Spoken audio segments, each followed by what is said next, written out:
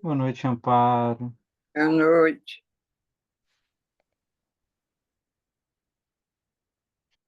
Boa noite, Fátima. Boa noite, Carla. Boa noite, Patrícia.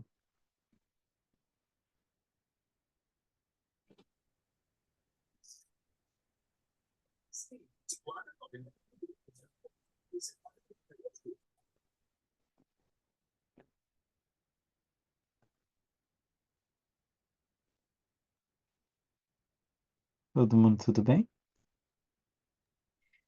Tudo ótimo.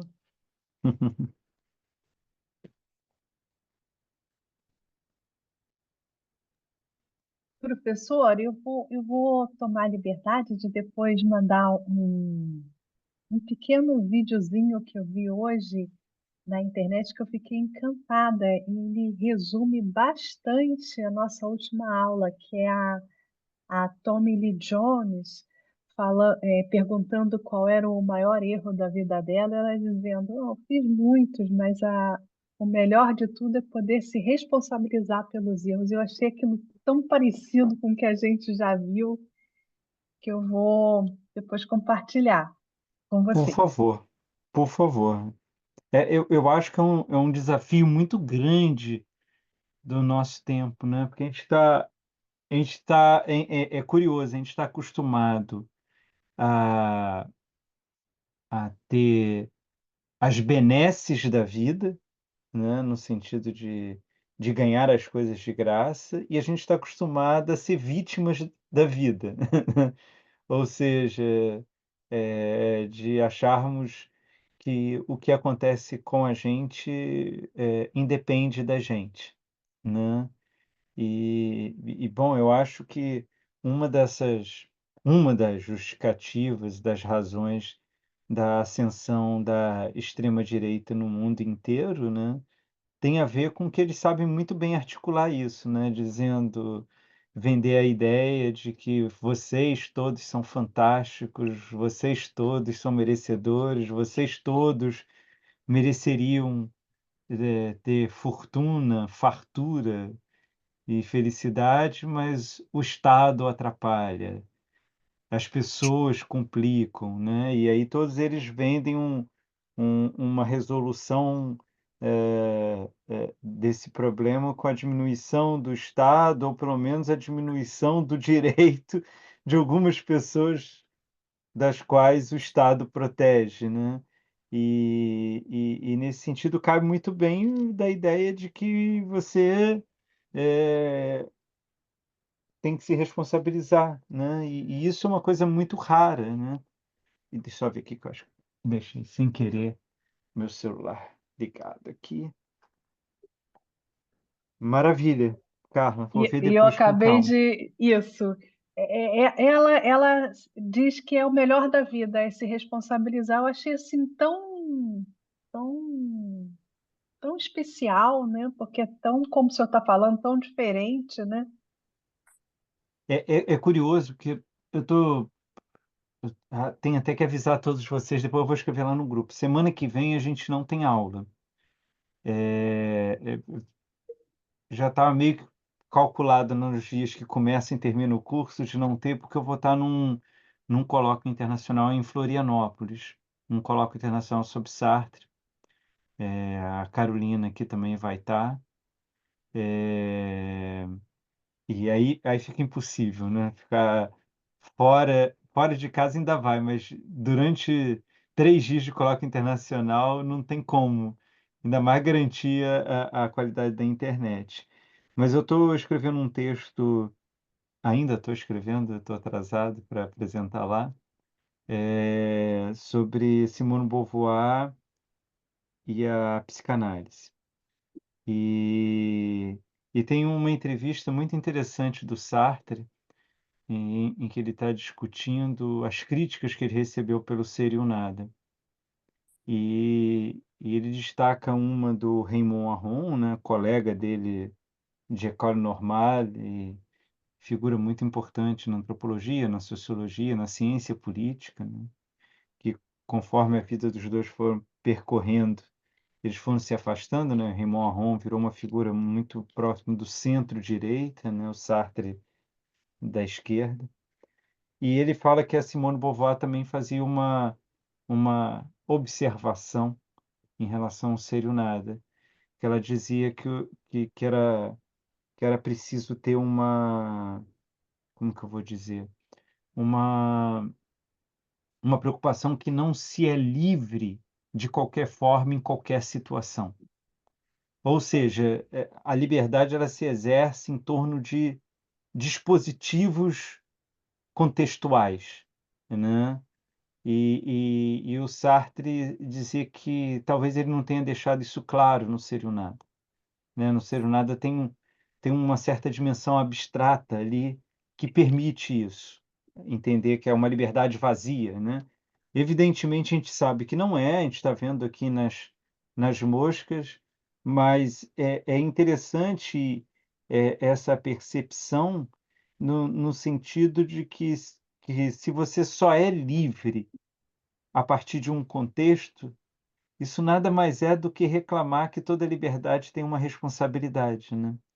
Porque se você pudesse ser livre irrestritamente, se você pudesse confundir liberdade com vontade, liberdade com deliberação, por exemplo, aí sim a responsabilidade poderia ocorrer ou não, porque eu faço o que eu quero e acabou a conversa, né. A responsabilidade ela surge porque existe um contexto, existem outras pessoas, existe uma dimensão coletiva que qualquer ação vai repercutir nessa dimensão coletiva, né. Então, nesse sentido, não pode haver uma liberdade sem responsabilidade. A responsabilidade é um certo refluxo da liberdade, né, é um desdobrar da liberdade sobre si própria, né. E acho que é uma dimensão que é muito estranha a nós, né, a gente lida muito mal com isso. E acho que a gente lida muito mal mesmo, Carla. O que eu quero dizer é, se cada um de nós individualmente não prestarmos atenção, a gente começa a distribuir a responsabilidade com as outras pessoas. E a outra grande dificuldade que eu insisto nisso, porque, ela realmente é enorme essa dificuldade, é a gente não confundir responsabilidade com culpa, né. Responsabilidade, ela tem a ver de uma sustentação da sua escolha. Isso não quer dizer nem que você não vá se arrepender da sua escolha, né, você pode se arrepender da sua escolha, mas você tem que sustentá-la. E quando você se arrepende dela, você transforma a sua escolha em outra escolha. A culpa, ela tem a ver com um peso que é alienígeno à sua ação, né. Digamos assim, eh, outro dia aconteceu uma coisa muito engraçada, que, eu estava na academia aqui em Copacabana, e Copacabana, assim, acredita em mim, não existe bairro como Copacabana, tem de tudo, é um zoológico humano aqui Copacabana. Então, eu estava numa academia, aí tinha um rapaz imenso, com uma roupa de academia estilo anos 80 de mulher, com um cabelo, assim, imenso e falando muito alto, extrovertido, tudo. E eu fazendo ali, eu falei: "Ah, meu Deus, esse barulho aqui, não sei", tudo bem. Acabou, fui fazer a minha será quando estou indo embora eu escuto assim: "Benzinho". Aí quando eu virei para o lado era ele. Estava num aparelho, e ele falou: "Será que eu poderia abusar de você, e você fazer uma pequena gentileza para mim?" Aí eu ri e falei: "Claro, sem problema.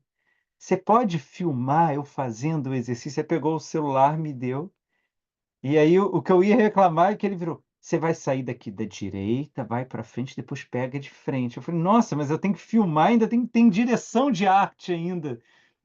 E E aí, eu fiz isso e falei: "Mas parou sozinho?" Ele falou assim: "É de propósito." os jovens não resistem a vídeos muito longos, tem que ser curto. Aí eu entreguei, ele falou assim: "Que você tenha um lindo dia", etc e tal. O que eu estou querendo dizer isso é que na correria do dia, eu poderia ter dito não, eu poderia ter dito: "Estou atrasado", tudo. E você pode se arrepender de fazer isso, como frequentemente a gente se arrepende, tipo: "Puxa, poderia ter respondido de outra forma. Puxa, eu poderia ter aproveitado mais essa situação e etc". Então, a responsabilidade ela não tem nada a ver com o arrependimento. O que ela tem a ver é com um arrependimento duradouro, que tem a ver com a culpa, que tem a ver com o remorso. A culpa e o remorso não são transformações da sua perspectiva em relação à sua ação, mas é você se prender ao passado o tempo todo. E esse é o problema da culpa. Mas o problema é que nós vivemos assim, quer dizer, todos nós aqui teremos vários e vários exemplos de coisas que se perguntarem, a gente ficou carregando durante muito tempo aquilo. E às vezes coisas sérias, mas às vezes coisas bobas, né, tipo, a pessoa falou e você estava meio irritado, respondeu meio mim e depois não deu tempo de voltar e falar com a pessoa foi outra, a pessoa nem ligou, ou a pessoa pensou assim, tipo: "Ih, Marcelo está irritado hoje", mas você fica carregando aquilo, você fica se culpando daquilo.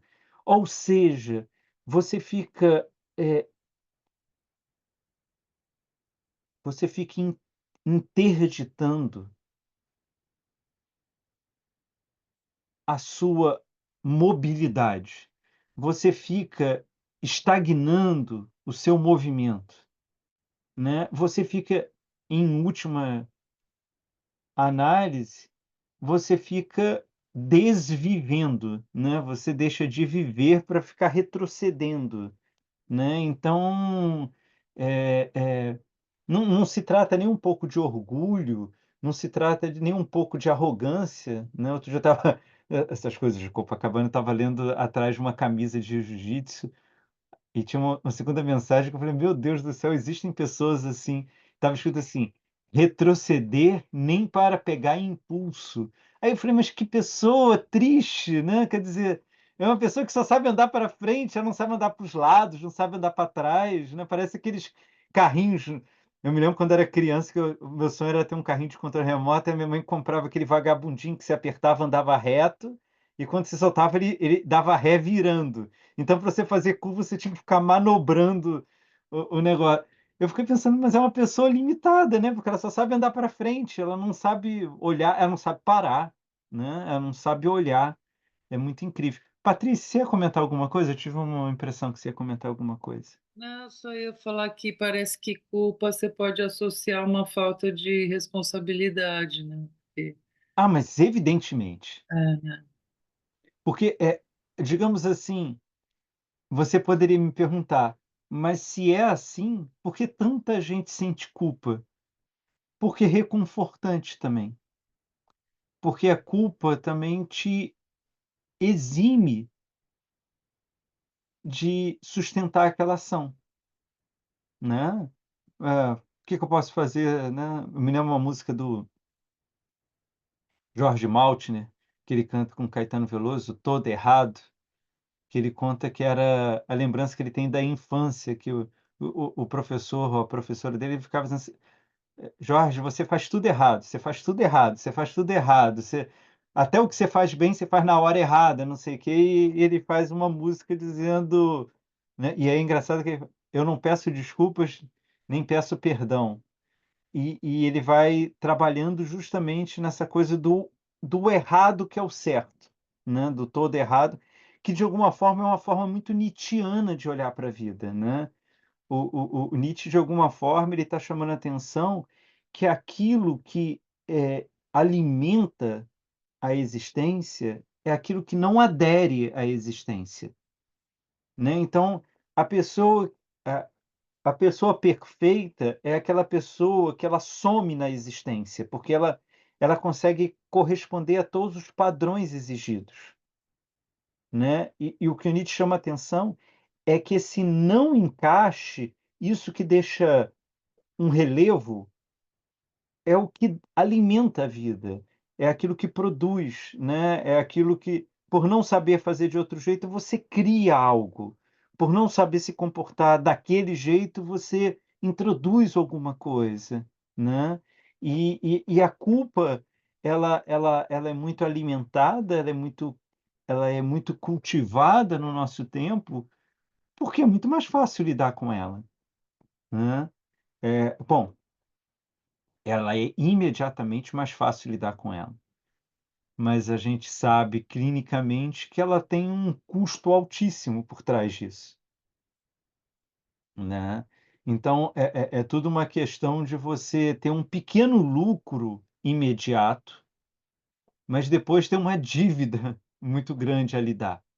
E quando a gente faz isso por muito tempo, a gente começa a perder a noção de qual é a razão daquela dívida.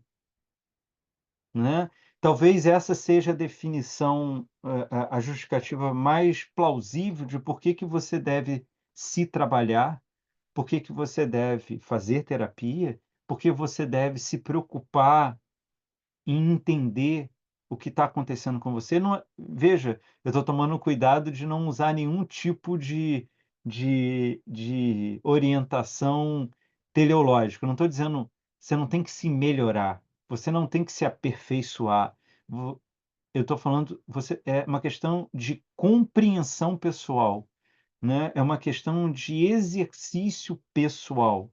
Então, que você deve se entender, você deve, compreender o que está passando por você, porque esse custo é profundamente trabalhoso, mas ele tem uma, para usar uma expressão do nosso tempo, uma rentabilidade imensa, porque isso vai alterando a sua forma de ver o mundo, vai alterando a sua forma de se relacionar com as pessoas e vai mudando a sua forma de se compreender. E é muito mais fácil, vocês hão de convir comigo, de você trabalhar algo que você entende, que você percebe ao menos, do que trabalhar no escuro, cegamente, né. E quando você começa a a negligenciar com a sua responsabilidade e empurrar isso para frente, você começa a perder os nexos do que você está empurrando para frente. Né.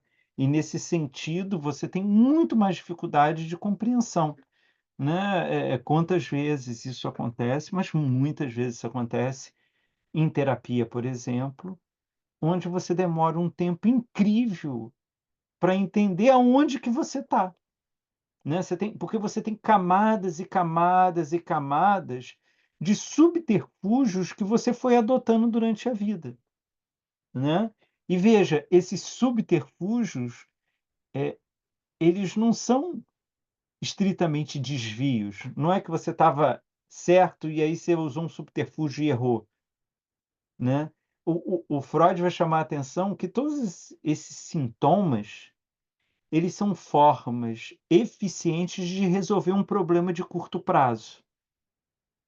Então o sintoma, você não pode simplesmente tirar um sintoma, porque se você tira um sintoma é como se você tirasse um alicerce do que está ocorrendo. O que você tem que fazer é justamente compreender que dinâmica é aquela e se você está disposto a bancá-la ou não, né. Não tem nada a ver de se está certo ou errado, mas, não dá, né. A Hannah Arendt, acho que é no prólogo da Condição Humana, ela vai dizer uma coisa que é muito interessante, que ela diz: "O sonho de toda a humanidade foi se livrar do trabalho. Desde épocas imemoriais, o que a sociedade humana busca é uma forma de subsistência onde você não precise trabalhar, para então você poder se dedicar à sua alegria, à pesquisa, à arte, ao convívio, à vida". E ela diz: "A nossa modernidade, ela já está de tal forma entranhada no capitalismo e na ideia de consumo, que se esse sonho fosse realizado hoje em dia, eu acho, se não me engano, é de 54 a condição humana, mas alguma coisa nesse sentido, seria o maior castigo à humanidade, porque a gente não saberia o que fazer não fazendo nada, né. E acho que essa tese da Hannah Arendt, ela é muito facilmente comprovada. Né, aquela coisa que você tira férias e começa a ocupar cada minuto das suas férias, porque é um certo medo inconsciente de você ficar quieto, de você ter que ficar com você mesmo, né, de você, eh, ter que lidar com você sem ter que fazer alguma coisa, né, porque enquanto você está fazendo alguma coisa, você pode até detestar o seu trabalho. Mas você tem uma certa justificativa racional: "Eu estou fazendo isso porque eu preciso sobreviver, eu preciso pagar contas", né. Então, funciona mais ou menos que nem a culpa, né, tem um benefício nisso. Mas quando você tira isso, e aí o que que você faz, né? Como que você lida com você? Há quanto tempo que você não presta atenção em você? Há quanto tempo você não convive com você mesmo, você está sempre nos afazeres, né. Então eu acho que a responsabilidade, ela opera em muito desses campos, né, em muito desses campos.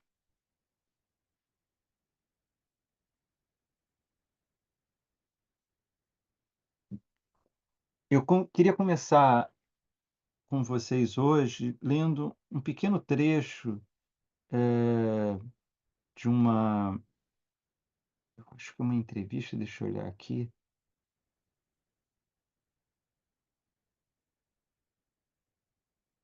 Hã, cadê?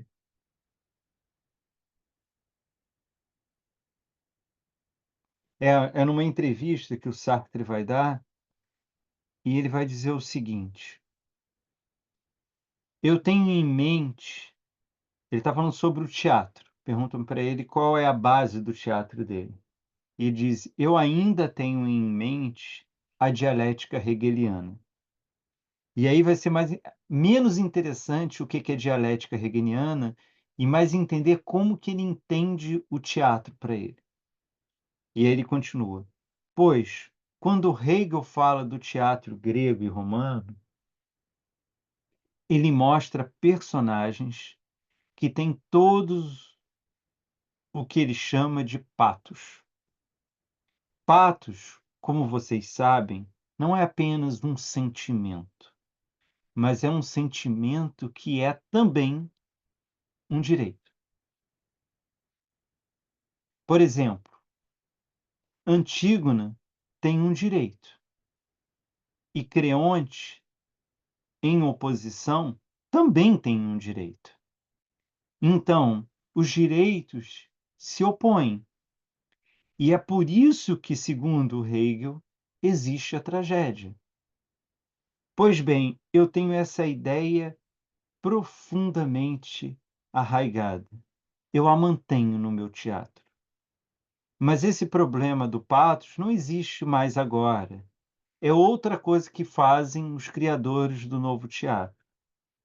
Mas a ideia de patos supõe dois advogados frente a frente, discutindo até que morram, porque não há solução.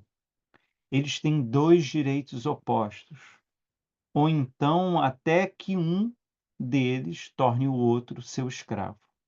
Isso é para mim o teatro, né? Então a gente percebe que para ele a dimensão da tragédia não é de uma predestinação, de dizer que temos só um caminho e não podemos fazer mais nada com isso, mas é mostrar que qualquer saída, ela é uma saída tensionada, que nunca há um encontro de um espaço tranquilo e livre, que sempre há um embate, há sempre uma tensão, né.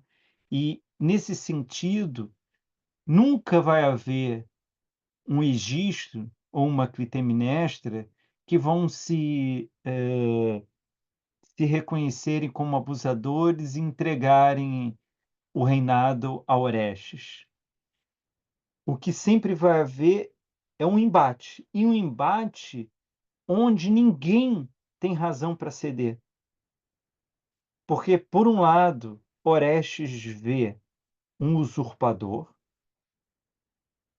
por outro lado, Egistro e Clitemnestra se veem como vítimas de Agamemnon e, portanto, com o direito de fazer o que eles fizeram. Nesse sentido, que nos é profundamente interessante nessa discussão, Maria da Penha, desculpe, eu nem vi o seu boa noite, desculpe.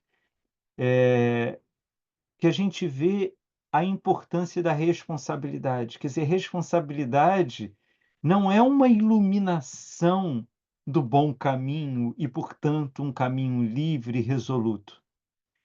A responsabilidade é na impossibilidade de um consenso final você assumir a sua postura e bancar a sua postura. Não importa o quanto você mude a sua postura, né? Não se trata, veja, a responsabilidade não significa levar a sua postura até o fim. Significa que cada movimento da sua postura é um fim em si mesmo. Tem algo que precisa ser respondido.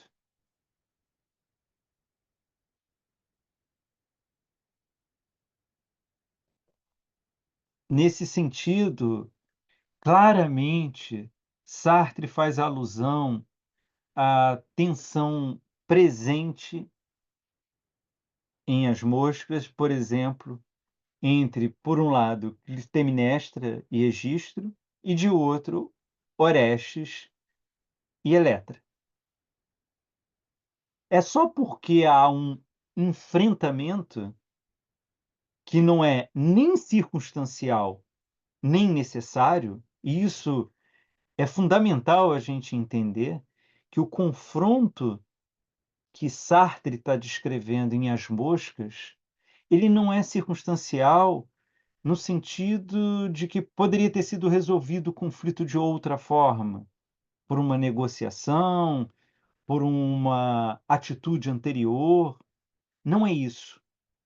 Não é circunstancial. A tensão existe de fato. E ela também não é necessária no sentido de um resultado de uma imposição externa, anterior, superior ao embate em si. Enfim, é só porque há um enfrentamento, é só na existência de um enfrentamento que, por um lado, é supérfluo, ele não é necessário, e por outro, ele não é circunstancial, ele é irresoluto, que a existência humana, enquanto indeterminação e enquanto liberdade, pode emergir na tragédia, pode se apresentar a nós. Pode haver uma exposição desse modo de ser humano, sem solução, mas que precisa encontrar o seu sentido a cada escolha. Esse é o dilema apresentado por Sartre. E é curioso como Sartre, com isso, ele subverte o entendimento inicial da tragédia, né, como a predestinação, e o reapresenta como expressão por excelência da liberdade.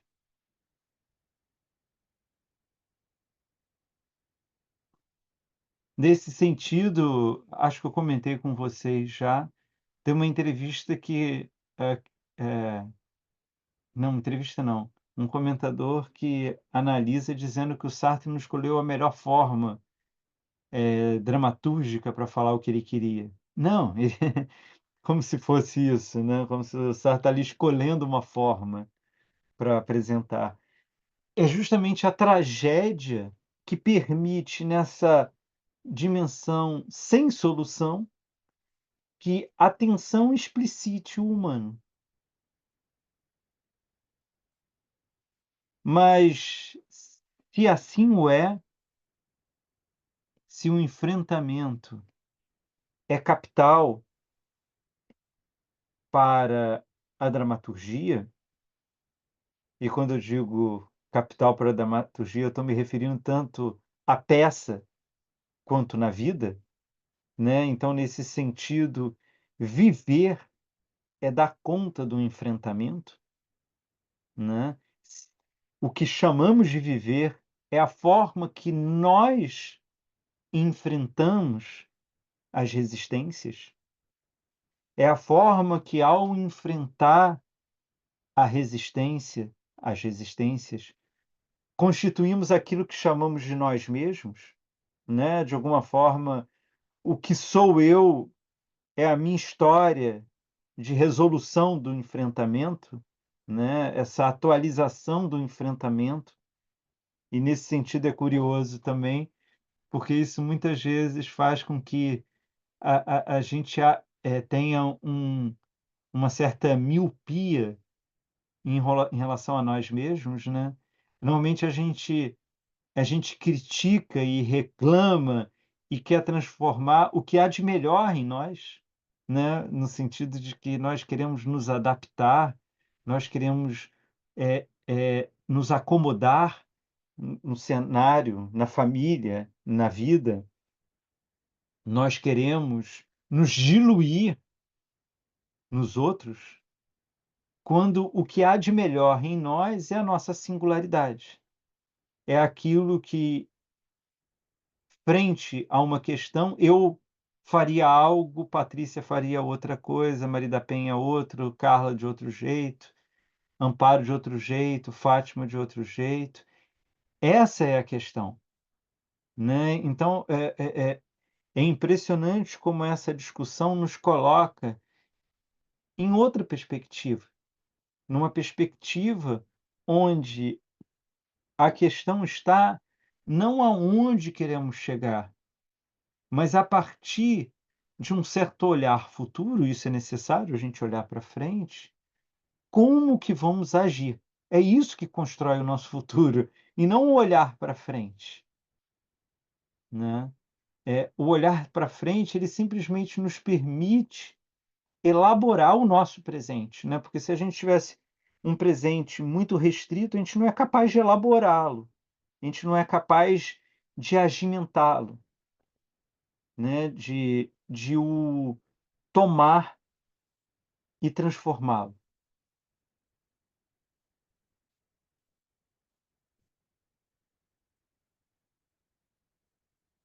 Nesse sentido, e é um pouco do que eu queria falar com vocês hoje,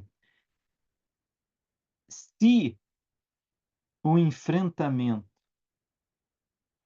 é capital para o teatro em geral,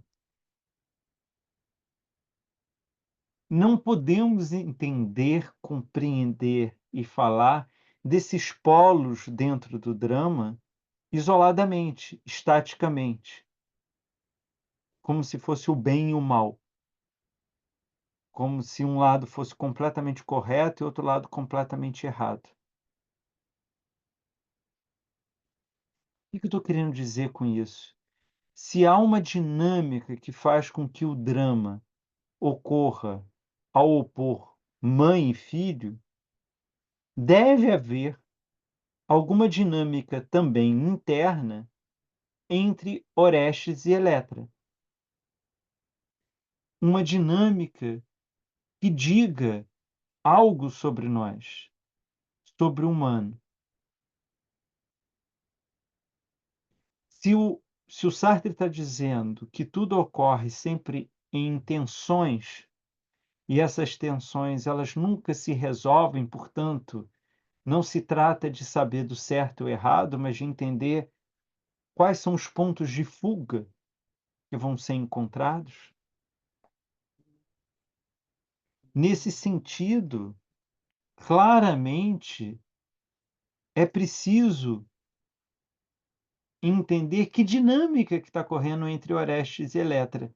E eu digo isso porque sempre me pareceu muito estranho uma leitura que privilegia somente Orestes, né, como se Eletra fosse, como que eu vou dizer? Uma escada para que Orestes brilhe. Mas se assim fosse, não faria muito sentido, né. Qual é a dinâmica? Qual é o enfrentamento? Tem que ter um enfrentamento entre Orestes e Elétra de algum nível. Nós sabemos que não será um enfrentamento, de assassinato, como é deles com a própria mãe. Mas há que se ter algo ali dentro. Eh, e é um pouco essa questão que é importante a gente compreender. E hoje, certamente, muito provavelmente semana que vem não, semana que vem não teremos aula. Daqui a 15 dias para a gente terminar essa parte de elétrica, provavelmente, né.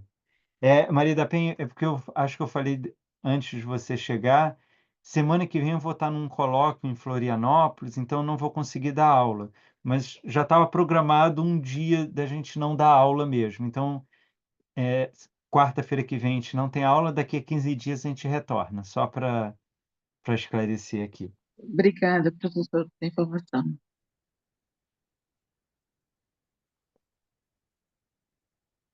Na peça, há uma distinção importante de ser feita e que pode nos passar desapercebida, que é sobre a natureza da atitude de Orestes. Quando pressionado por Júpiter a se curvar, a se entregar e aceitar a culpa pelo assassinato de sua mãe, Orestes ativamente se recusa.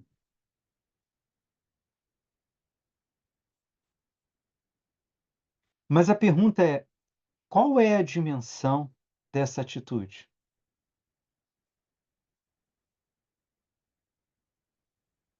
Quer dizer, a essa postura ativa, a essa assunção da liberdade,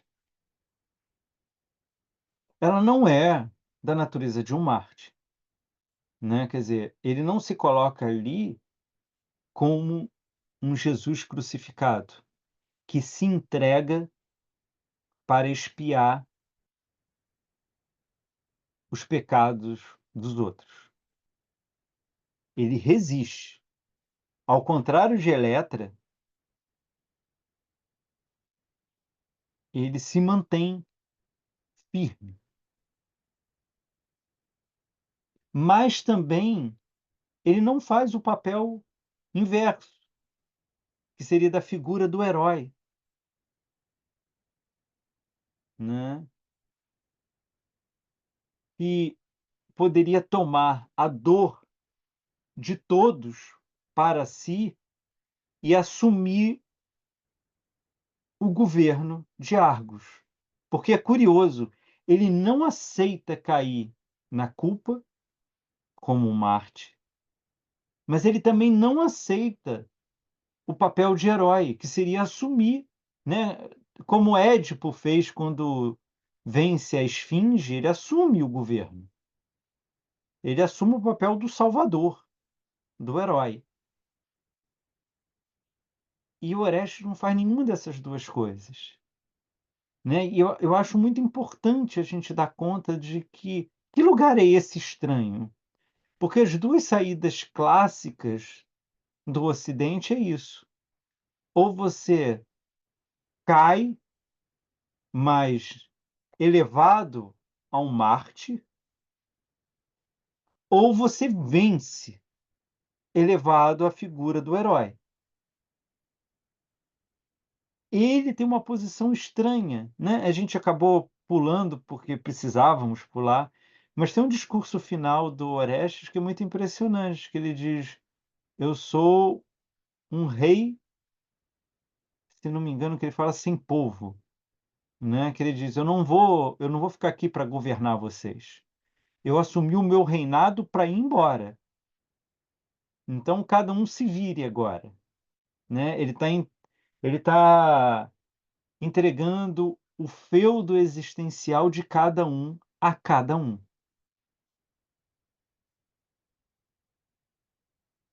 Nesse caso, o que o Orestes está fazendo com a sua escolha, com a sua recusa, e é uma recusa que ela é duplamente negativa, ele recusa a culpa e ele recusa o trono. Ou melhor, ele recusa o remorso, mas recusa também a plenitude, que seria essa de assumir o governo. Essa escolha, ela vai ser a expressão por excelência do engajamento, da noção de engajamento. E, por isso mesmo, exige uma saída pessoal. Você se engaja e quando você engaja, você projeta um mundo inteiro, mas um mundo inteiro do qual a atitude reclamada é a sua, não dos outros.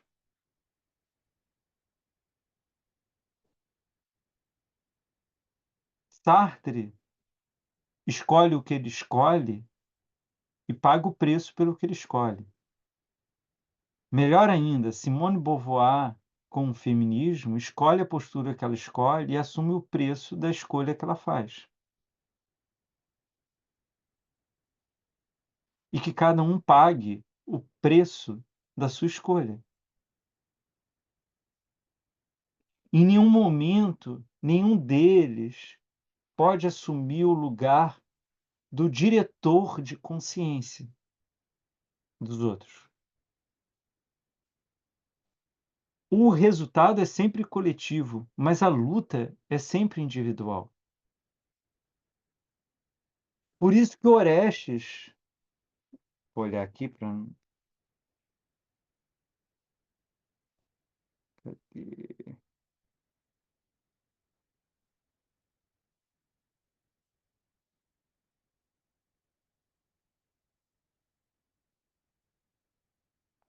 de vossos, mereço o vosso reino. Cadê? Quero ser um rei sem terra e sem súditos.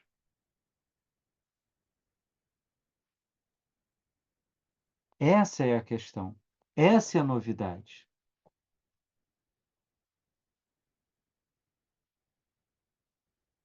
Patrícia. Eu não sei se eu estou um pouco perdida, mas talvez. Mas é porque matar a mãe é uma coisa que não dá para você fazer essa explicação com esse ato. Sabe, eu não consigo entender. Ou então minha cabeça é tão culpada que eu pensaria que o mártir seria o herói e o. Entendeu? Ao Mas não contrário. dá para entender como? Me explica melhor, para que eu tente compreender. Esse exemplo de matar a mãe é uma coisa que não tem como pegar todo esse ímpeto de ir. Eu não entendo assim. Não sei, eu acho que eu me perdi um pouco. É, o assassinato da mãe na peça significa o ato em que você assume a irreversibilidade da ação. Ou seja, na hora que você mata, você não pode voltar atrás. Então, mas por ser uma coisa que causaria tanta culpa, é que o Sartre coloca isso como a razão máxima de Sim, você não sentir culpa e agir. Porque é uma ação que não tem como você não se encher de culpa, vamos dizer. Tirar a vida e da mãe ainda por cima. Mas eu não sei se é isso tem a ver com o que ele pensava, acho que não. Eu acho que o que ele está querendo colocar, como que eu vou te dizer assim, eh, mais especificamente? Eu acho que ele está querendo dizer assim: qual é o ato mais radical que pode acontecer? É você matar pai e mãe. Porque mesmo que você produza um suicídio, ele objetivamente ele opera em você mesmo, né, as repercussões obviamente não, mas isso é o pior, porque você está você tá aplicando a pena capital em outro, e um outro do qual, você está dentro de uma estrutura familiar derivado dele. Então, assim, é o ato máximo. Se o Sartre mostrar que você pode lidar com esse ato máximo sem sentir culpa, é a prova que todos os atos podem ser operados fora da culpa. Então, é basicamente aquilo que ele vai trabalhar tanto depois de Situação Limite, que ele vai pegar do Karl Jaspers, um filósofo psicanalista alemão, para falar disso. E digamos assim, que o pensamento do Sartre, ele vai ser muito devedor desse ponto, que é a ideia de que você leva ao limite para, no limite, ver sumir todo o ideário metafísico. Digamos assim, quando a vida está por um triz, pouco importa a sua noção de bondade, de justiça, de correspondência, porque ali você está no momento final. E, portanto, a sua liberdade, ela cintila mais forte, né. Então, o que ele vai pegar é justamente o crime mais condenável que possa existir. E nesse crime mais condenável é que, eh, a liberdade, o engajamento e a responsabilidade se colocam. Né, então é como se você tirasse todas as fantasias, todas as desculpas, todas as ilusões, e quando você olha para o momento mais duro, o que ainda resta ali? Resta a possibilidade de começar. Junto com a possibilidade de começar, vem o fato que você só começa se empenhando, ou seja, a liberdade reclama o engajamento. E ao se empenhar, há ali uma responsabilidade, você está dando resposta à vida. Entendeu, Patrícia? Então, nesse sentido, o que está por trás e que tem a ver com a constituição da subjetividade é esse processo. Então, de alguma forma, a gente poderia dizer que qualquer grau terapêutico, de transformação, de mudança, tem a ver não estritamente você fazer algo a mais. Tem a ver de você se desfazer de algo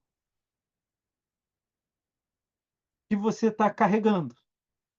Então, de alguma forma, um processo, clínico tem muito mais a ver de você se livrar daquilo que não é seu, do que de você constituir o que você quer para você. Por isso que nesse sentido, radicalmente, análise não tem nada a ver com coach, porque o coach quer dizer como que você consegue. E análise tem a ver com se desfazer, se desprender, se liberar, né, se dessobrecarregar, não sei se estou inventando palavra aqui, eu acho, mas de tem a ver mais com abrir mão do que conquistar. Mas quando você abre mão, você conquista algo. Alguma coisa muda, alguma coisa, se transforma, alguma coisa se abre, né? Eu já citei em outros momentos que tem uma passagem, uma estrofe de uma música do Leonard Cohen, que eu acho linda, que ele diz: "É pela rachadura que a luz entra". E a gente, o tempo todo na nossa vida, a gente está tentando tampar os buracos. A gente está o tempo todo a emendar as coisas. Quando o trabalho mais,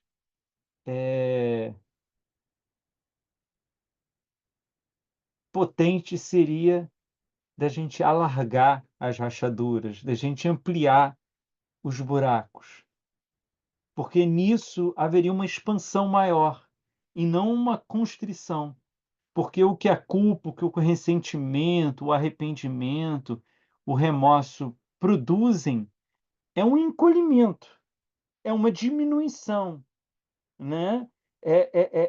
É uma restrição. E a gente fica pensando que cada vez que a gente estiver menor, mais apertado, mais enxuto, mais econômico, a gente vai se colocar melhor. Mas, na verdade, você está limitando o seu movimento, você está restringindo a sua capacidade. Então, talvez o trabalho seja da gente aprender a lidar com esse tensionamento, com esse enfrentamento, que é irresoluto. Enfrentamento em relação ao que a vida se apresenta a nós, enfrentamento da imagem que a gente tem de nós mesmos, né, da forma como a gente se coloca com os outros. Veja, eu não estou aqui defendendo uma expansão leonina de faça o que você queres e pronto, não é isso. É o contrário, é de você perceber que aquilo eh eh, que não preenche é o que permite você agir. Né, tem aquela famosa frase que as pessoas usam, acho, ao meu ver, muito equivocadamente, do Nietzsche, né, "O que não te mata te fortalece", como se fosse o símbolo da resiliência.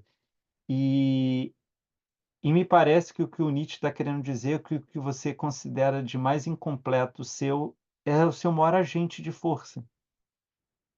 Ele está falando de outra coisa, ele não está falando de você resistir, de persistir. Ele está falando de você, atuar fora de um sistema metafísico, fora do aperfeiçoamento, fora da ideia de melhora, fora da noção de expansão, sei lá, de crescimento, mas de um durar, né, de um reexistir e não de um resistir. Eu acho que é um pouco nesse sentido. E aí dessa forma, nada mais, eh, impactante, nada mais, eh, nada mais nos confronta com essa realidade do que a a morte da mãe a partir de um ato do filho.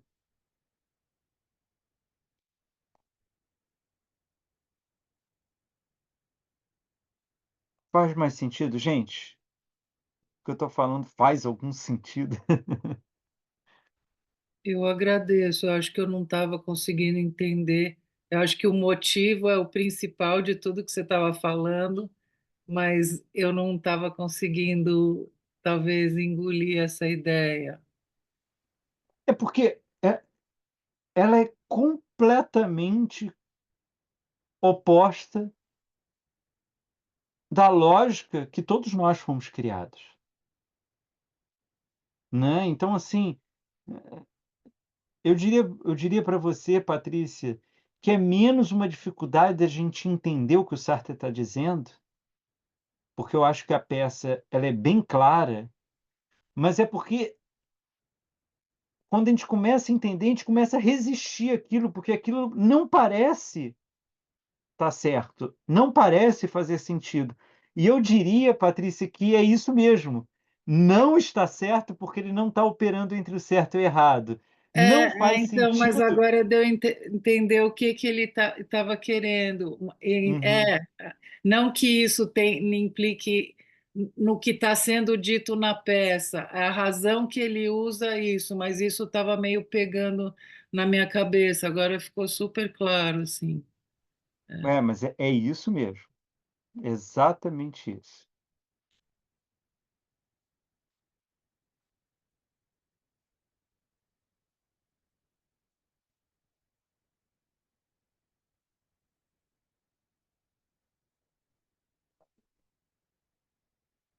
É curioso que o Sartre vai resumir isso de uma certa forma, ao analisar o próprio ato de Orestes, né. E ele vai dizer assim, cito Sartre: "Livre em consciência, o homem que se elevou a este ponto, além dele mesmo", e aí eu vou falar parar um pouquinho, que é esse além dele mesmo, não significa então em direção ao coletivo, mas sim além de qualquer determinação, para além de qualquer determinação, né. Então, quando ele diz: "Livre em consciência, o homem se levou a este ponto além dele mesmo". Só se torna livre em situação se ele restabelecer a liberdade por outra, se o seu ato tem por consequência a extinção de um estado de coisa existente. Isso é fundamental. Quer dizer, o que o Sartre está querendo dizer é que liberdade não é um gesto tolo, não é frivolidade. "Ah, sou livre, então vou fazer qualquer coisa, tanto faz, pouco importa". O que ele está querendo dizer é que a liberdade, como ela tem a ver com o engajamento e com a responsabilidade, ela reclama uma coletividade, mas não diretamente. Ou seja, a sua atitude, ela sempre tem que ter uma dimensão de atuação na sua realidade. Não importa se você vai conseguir ou não transformá-la, não importa se você vai conseguir preservá-la ou não, não importa se você vai produzir o efeito que você quer ou não, mas é preciso ter esse enraizamento no presente, para que você não se iluda de que ela é desgarrada da vida.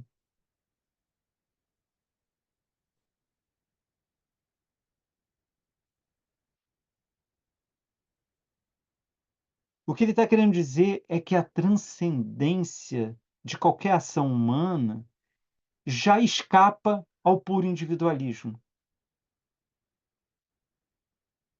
Então não é cuidar da sua vida, não é resolver os seus problemas, não é prestar atenção no que ocorre com você, mas é se trabalhar, se transformar para ter efeito naquilo diretamente nos outros. Quer dizer, Orestes faz isso porque, de alguma forma, ele, como um exemplo, ele opera sobre os seus co-cidadãos, não morrendo por eles, não vivendo por eles, mas assumindo a sua responsabilidade.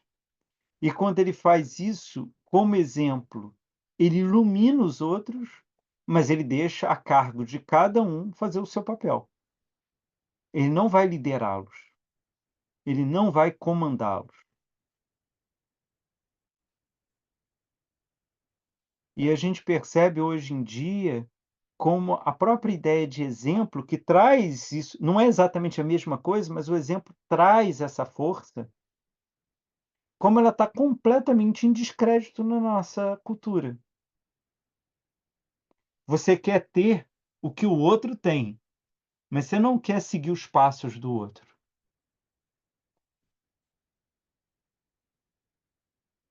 Você quer chegar onde o outro chegou, mas você não quer ter a vida que o outro teve. Eu não me lembro quem outro dia, eu não me lembro, mas alguém muito famoso que ele leu alguma coisa dizendo assim: "Meu sonho é ser igual a você". E a pessoa riu, que era muito famosa, ela disse: "Você tem certeza? Você tem certeza que quer ter a vida que eu tenho? Ou você quer ter as coisas boas da minha vida? Porque uma coisa é uma coisa, outra coisa é outra coisa".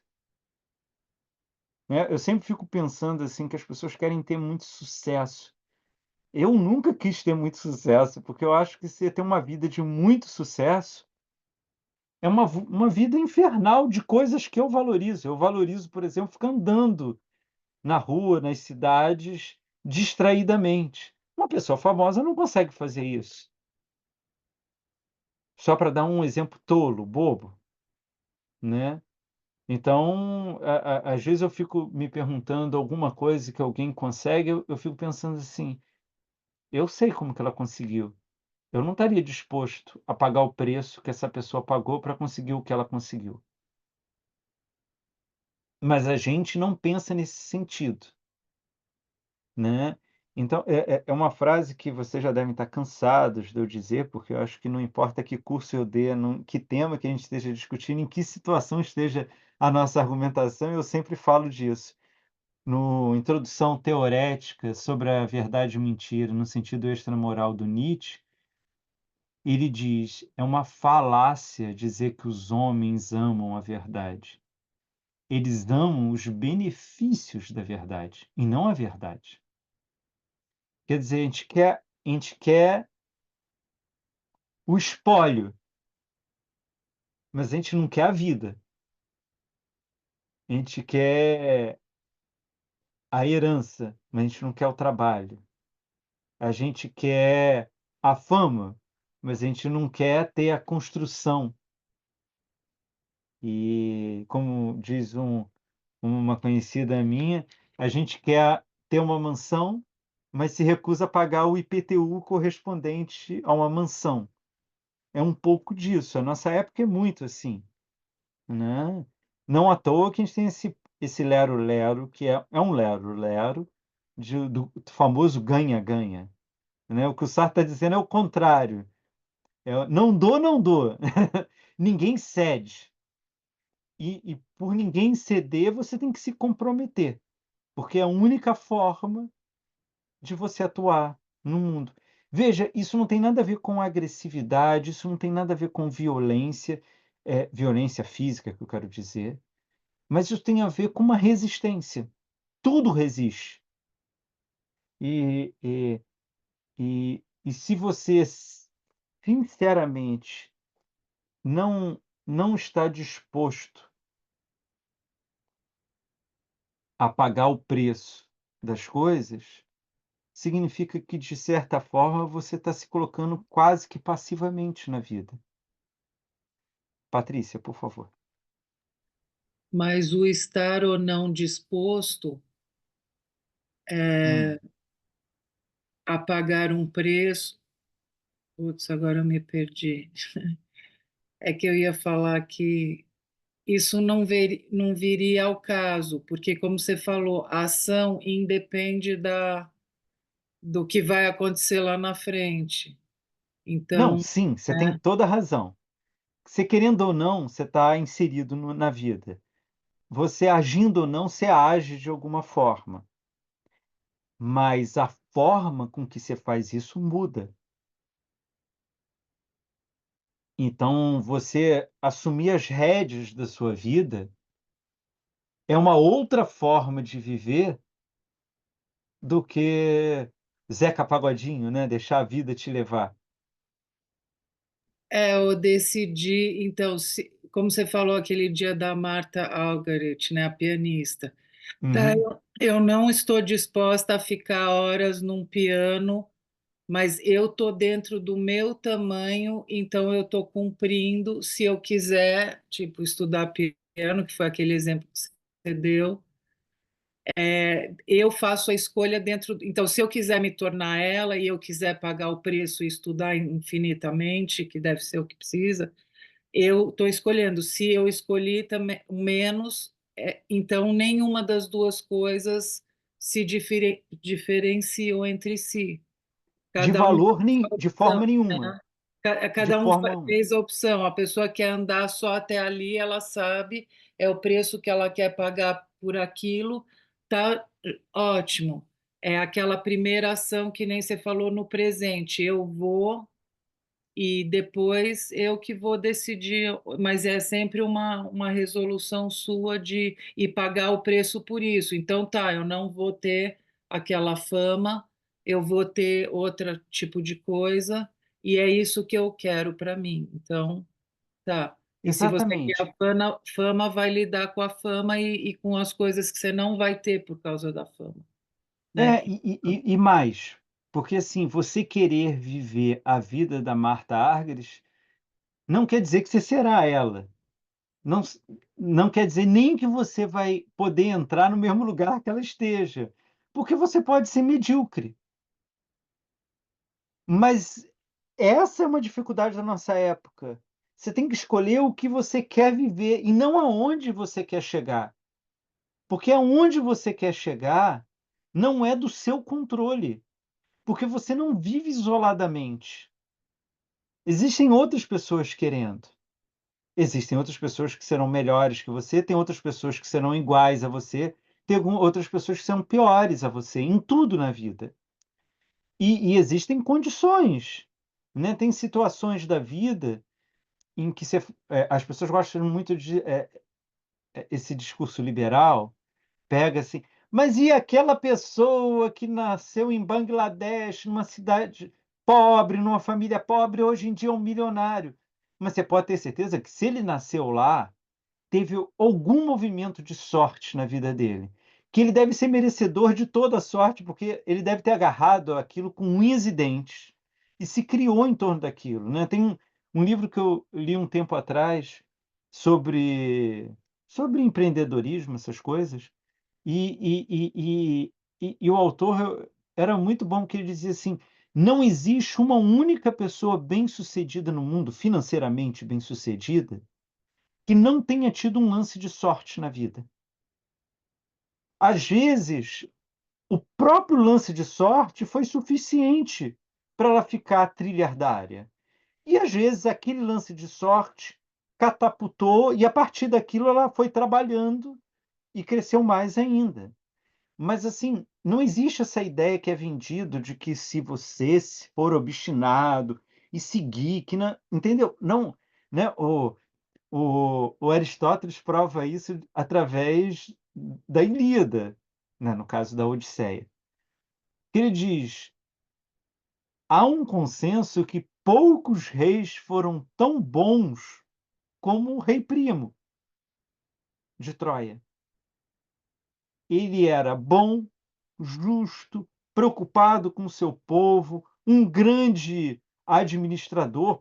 Troia era muito rica, mas o tamanho do azar que ele tinha, nada do talento dele pode fazer frente. Quer dizer, a cidade dele foi destruída, os filhos foram mortos, as mulheres escravizadas.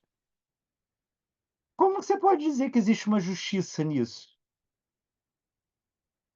Esse é o exemplo o Aristóteles dá. Ele diz: olha, em Ética Nicômaco, é muito engraçado que ele diz: eu estou dizendo como que você deve se portar para, no final da vida, com sorte, você ser eudaimônico, você ser uma pessoa feliz. Mas só estou avisando, você pode rumar para lá, garantia não tenho, porque se você tiver muito azar, como Príamo, não há o que se faça, né.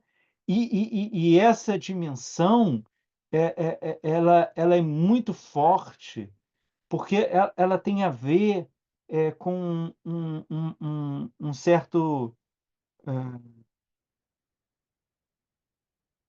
como que eu vou te dizer? Eu acho que ela tem um trabalho muito importante, que é você abrir mão de pensar os resultados finais e entender a vida como um modo de ser. Então, uma pessoa que quer viver no meio da natureza, que quer ter contato com o mar todos os dias, que que não quer estar preso dentro de um lugar construído, fechado, ela tanto pode ser um Kelly Slater da vida, e ser nem me lembro mais quantas vezes campeão de surf, como ele pode ser um salva-vida que ganha muito mal e que tem uma vida ali que vai passar desapercebido. Mas era o que ele queria construir para ele. Ali está o valor da vida dele, né? É algo que é muito difícil da gente compreender, que do mesmo jeito que o desejo pelo poder e o desejo pelo dinheiro nos desvirtua do nosso caminho, qualquer que seja o que a gente queira, mas também essa sanha por reconhecimento, por renome, também faz. Quer dizer, quantas vezes você faz algo que você está feliz com aquilo e que para você tem valor aquilo, você vê um valor para você vê o valor que você está fazendo para o outro, e que você está o tempo todo ali tentando fazer da melhor forma possível, tentando ganhar mais, tentando melhorar as condições, mas tem um ritmo, né? Se você for ser jogador, o melhor jogador de dama do mundo, você não vai ganhar muito dinheiro. Mas se você for o melhor jogador de futebol do mundo, você vai ganhar dinheiro que você não tem como gastar. Porque não depende de você, tem a ver com uma certa estrutura da cultura. A gente valoriza mais algumas atividades que outras. Às vezes não tem a ver com valorizar, às vezes tem a ver com algumas atividades rendem mais dinheiro do que outras dentro da realidade atual, né? A gente vê muito isso, assim, famílias que foram muito ricas durante muito tempo por causa de uma atividade, de repente aquela atividade perde o seu valor comercial e acaba com tudo, né? Eu sempre fico pensando nas empresas de máquina de escrever, né? As Hamiltons da vida, quer dizer, imagino que várias delas devem ter ramificações e fazerem outras coisas, mas quem fazia só aquilo, né, não se fabrica mais máquina de escrever. Fax, né, só para pensar em objetos, né. Tudo bem que fax, assim, era tudo Panasonic, Sony, né, eram empresas que faziam muita coisa. Mas isso acontece, né, tem atividades que foram extremamente rentáveis, que hoje em dia não têm valor nenhum. Como vou te passar, Patrícia, como, por exemplo, até ontem, a profissão que pagava maravilhosamente bem era programador. Com o desenvolvimento da inteligência artificial, não parece ser a coisa mais importante no sentido de volume, né? Quer dizer, eu imagino que você ser um super programador vai valer mais ainda, porque você vai trabalhar no desenvolvimento da própria inteligência artificial. Mas aquele programador que ganhava dinheiro fazendo pequenos programas para empresas, projetando pequenos sites, fazendo que é a mesma coisa de revisor de texto. Já pensou assim, eu acho que um grande revisor de texto de filosofia, ou um grande revisor de texto de psicologia, ou um grande revisor de texto de literatura, alemã, coisas muito específicas, vai continuar tendo muito valor, porque uma grande editora vai querer fazer: "Olha, foi esse tradutor, esse revisor que fez".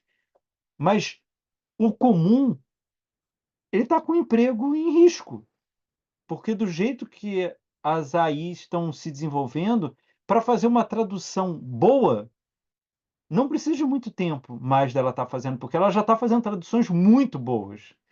Tem pequenos deslizes que são assim, que traduções comerciais têm os deslizes também, né.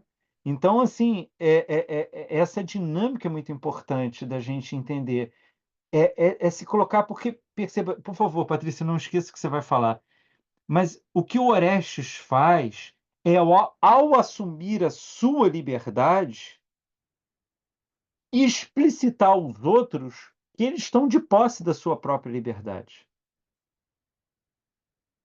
O que faremos com ela? Orestes vira as costas. Não é um problema dele. O problema dele foi, ao assumir a sua liberdade, transbordar essa percepção aos outros. O que cada um vai fazer. Lembra naquela parte que tem lá da cerimônia dos mortos, que eu não me lembro mais como que é o personagem, mas ele fica dizendo: "Ah, a gente queria ter vingado o rei morto, mas eu estava ocupado, minha mulher estava com problema, eu tinha que trabalhar". Aquilo somos nós. Eu queria fazer isso, mas que eu outro dia até vi um músico falando que a coisa que mais irrita ele é a pessoa dizer assim: "Meu sonho é ser músico, mas eu tenho um boleto para pagar". E ele fala assim: "Eu não conheço quem não tenha boleto para pagar". Logo, isso é uma constante que não diz se você vai ser feliz ou não, porque todo mundo tem que pagar, então isso está fora do cálculo. Agora, se você quer ganhar muito dinheiro e não faz sucesso imediato como músico, aí você quer mais ganhar dinheiro do que ser músico, né. E esse músico que estava falando, ele trabalhou muito tempo na rádio, porque ele dizia: "Eu precisava me sustentar". Então eu trabalhava na rádio e final de semana eu tinha a minha atividade como músico. E que agora que eu me aposentei, eu estou me dedicando só à música. Ué, ele viveu como músico a vida inteira, porque inclusive ele trabalhava num programa de música, né, ele não precisava ser, sei lá, o guitarrista do Pink Floyd, David Gilmour, para ser músico, ele precisa só tocar instrumento a vida inteira, de construir uma vida em torno da música para ser músico. E nesse sentido, é a força do que o Orestes está trazendo. Patrícia, por favor. Não, acho que eu ia falar uma coisa que você acabou de falar mesmo, que eu ia falar que às vezes a vontade de ser famoso é mais para você ter, sei lá, amor ou dinheiro, que também é uma ter dinheiro é uma razão que você acha que ou vai te dar segurança ou vai te dar poder, sei lá, em vez de você tentar ver isso de outra maneira. E por isso que eu acho que a nossa época é tão esse negócio de ter sucesso a qualquer preço, porque parece que o sucesso vai vir acoplado de respeito, ou sei lá o que que a pessoa precisa e que acha que isso que vai dar, né? Então também tem essas escolhas, como você falou agora, do músico, se ele quer o dinheiro, sei lá o quê, né? É muito curioso, Patrícia, porque o tem uma entrevista que perguntam para o Foucault a diferença da geração dele para a geração anterior. Então a geração dele, ele, Deleuze, Derrida, por exemplo, e a geração anterior, Sartre, Simone de Beauvoir, Merleau-Ponty. E ele diz uma coisa que me parece muito impactante, eu já citei isso para vocês, mas é só para trazer em outro contexto, que ele diz: "Eles viram de perto a possibilidade do fim do mundo". Por isso que tem esse certo desespero, essa vertigem de pensamento, né. Orestes, ele precisa matar a mãe, porque ele Sartre não pode ser que nem Proust, de ficar fazendo delicadezas e delicadezas com a linguagem para, num final de tantos volumes, querer dizer alguma coisa, né. Ele tem um desespero, a urgência.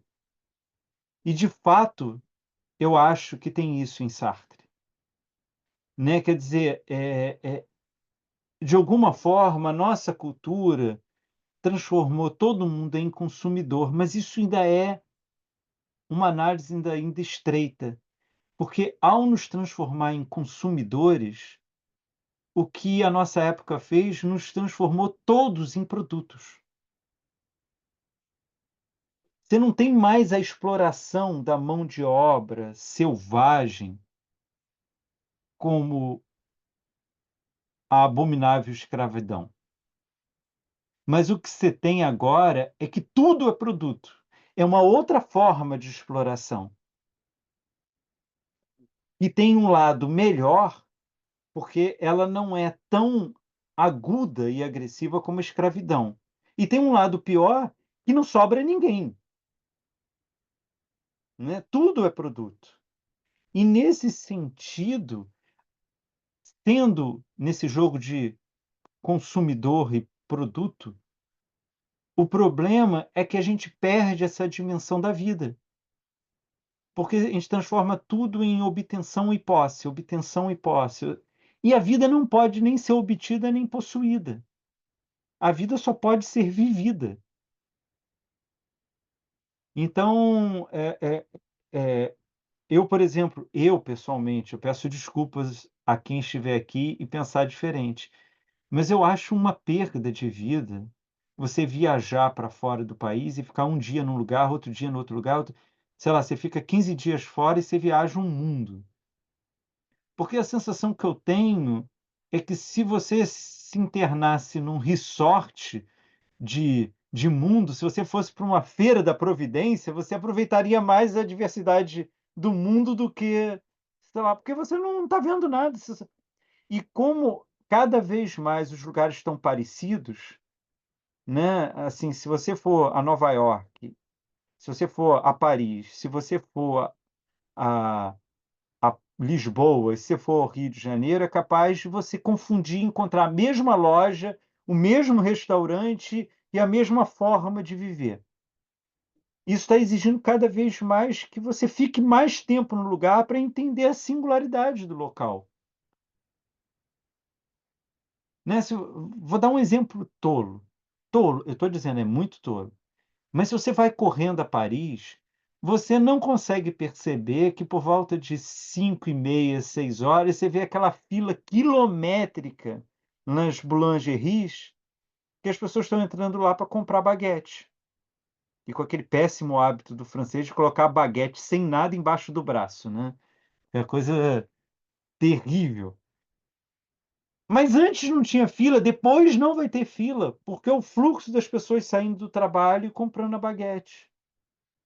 Eu estou dizendo que é tolo, porque eu não sei o que isso significa, mas eu só vejo lá acontecer isso, né. E é preciso ter essa dimensão, porque senão a gente fica com a ideia turística do lugar. A ideia turística é uma ideia pré-fabricada para vender o lugar, né. Essa ideia que o Rio de Janeiro, por exemplo, é o lugar da diversão, do prazer, da malemolência, da hospitalidade que ninguém trabalha. Isso vira e mexe, você faz pesquisa. Curiosamente, a cidade do Rio de Janeiro é onde as pessoas trabalham mais hora dia, ó meu ato falho, hora aula, hora dia, no Brasil. Mas nem o carioca se revolta com isso, porque isso faz parte da imagem que vende, faz parte do turismo. Que você um lugar relaxado, que você vem para aproveitar, para, né, da cor do pecado, etc e tal. Então, tudo é produto.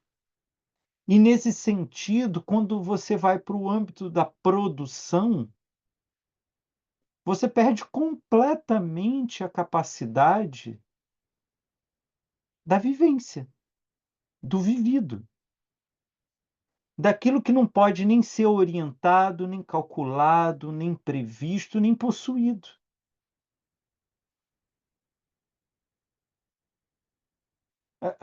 Uma pessoa que realmente vivida, que pôde aproveitar a vida, aquilo não vai se corresponder a objetos. No máximo, os objetos lhe permitirão lembrar do que viveu, né, como um índice ali, um símbolo, mas tem a ver com acontecimentos, né, a possibilidade que você tem de contar uma história de algo muito raro, né, por exemplo, sexta-feira passada, a gente fez um evento extra lá do Cultura e Subjetividade com o professor Paulo César Duque Estrada. Mauro estava lá, Carla, e eu perguntei uma coisa para ele que, pô, o Paulo foi meu professor, é meu professor, foi meu supervisor, e hoje em dia é meu amigo, conversamos com certa frequência, e eu nunca tinha perguntado para ele. Ele fez o doutorado com Jacques Taminiot, uma das figuras míticas da filosofia europeia, de uma universidade muito específica na Bélgica, Louvain, de uma geração incrível, onde você tinha De Valians, Ladrier e Taminiot. E eu perguntei para ele como que era ter aula com Taminiot. E ele foi contando a emoção de como que era, a generosidade, ele foi lembrando dos cursos que o Taminiot deu, né? Lembrando do dia que estava nevando muito em Boston, e eles ficavam perguntando: será que ele vem ou não vem? Porque ele já era idoso, e ele chegou na hora pontual para dar aula, a generosidade dele, os autores que ele gostava e os autores que ele não tinha interesse, entendeu? Isso é vida. Agora, se, sei lá, o Paulo fosse professor da École Normale, ou se ele fosse professor do Collège de France, que são coisas, talvez o topo da carreira acadêmica filosófica, mas ele não teria isso, teria outra coisa. Mas o que eu quero dizer, se é conseguir aquilo, aquilo não dá vida, né? Outro dia eu estava vendo também quem era um músico dizendo: hoje em dia, se eu tivesse 20 anos, eu faria qualquer coisa menos a música. É uma pessoa que está com quase 80 anos. E ele disse que música para mim tinha a ver com um certo estilo de vida, conviver com certas pessoas, uma aventura de harmonia, de buscar novas harmonias. E ele falava: a música de hoje que faz sucesso não tem harmonia. Eu ia olhar para aquilo e outra coisa ia me chamar a atenção, não aquilo, né? Me lembro também do Newton Santos, jogador emblemático do Botafogo, quando ele dizia que era chamado a enciclopédia do futebol, né? E ele dizia: hoje em dia eu não seria jogador, porque eu só era jogador porque eu não gostava de trabalhar. Eu queria passar o dia me divertindo. E eu chegava em casa e ainda ia tomar cerveja. Hoje em dia iam proibir de eu beber, iam ficar regulando a minha comida, e eu ia passar 90% do meu tempo fazendo exercício físico para jogar de vez em quando. Eu vou fazer outra coisa da vida. Não ia fazer isso. Entende o que eu estou querendo dizer? Eu não estou falando que está certo ou está errado, eu não estou dizendo que ser músico ou ser jogador de futebol é horrível, mas o que eu quero dizer é que tem um pouco a ver com a construção de mundo que a gente faz com o que a gente escolhe fazer. E que essa construção do mundo ela só se dá por engajamento e pela reverberação de uma responsabilidade por esse engajamento.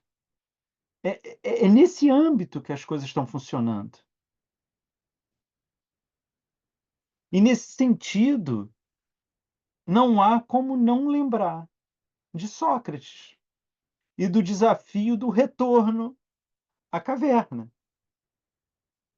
né? Porque o engajamento e a responsabilidade, elas operam meio que na função de você. O engajamento é tudo metáfora e culpa minha, tá? Culpa mesmo. Nunca vi ninguém falar isso, não. O engajamento ele funciona como a saída da caverna, mas a responsabilidade é o retorno à caverna depois que você sai. E, e o enfrentamento está no fato que, se vocês forem lembrar, na República, quando Platão conta esse mito, Sócrates diz: você sabe o que ia acontecer quando a pessoa voltasse? Ela ia ser morta, porque ela está denunciando os outros. Ela está querendo ajudar, mas para os outros aquilo é uma denúncia. Então, o provável é que ele seja morto. Então, o engajamento e a responsabilidade, elas são frutos do enfrentamento. Se a vida não fosse enfrentamento, não haveria engajamento nem responsabilidade. Talvez a única possibilidade disso é a vida adâmica, né? No paraíso, você não tinha enfrentamento, você não tinha engajamento, porque tudo se dava, né? Tudo se dava, nem a linguagem fazia as coisas. Mas nesse sentido, numa experiência humana, é disso que o Orestes está chamando a atenção, né? O Orestes está tentando deslocar esse ponto do, do pura realização final para mostrar que o que está dentro desse enfrentamento é a vida. Logo, todo investimento ele tem retorno. Olha, eu já falando com a linguagem contemporânea. Investimento e retorno.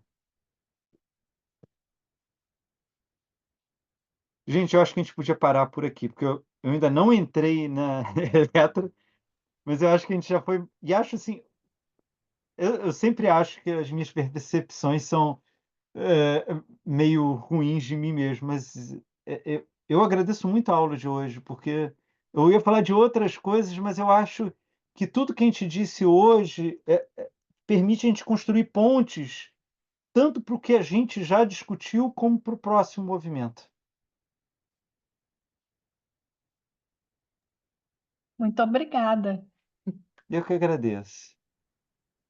E Gente, boa então, viagem para você e para Carol. muito obrigado. Estou indo Eu também terça-feira. agradeço muito também. E boa viagem, bom congresso. Obrigado, gente. Obrigada, professor, pela aula, Se foi cuidem. excelente. Boa noite, Muito, moça. muito obrigado. Se cuidem. Nos vemos daqui 15 dias, então.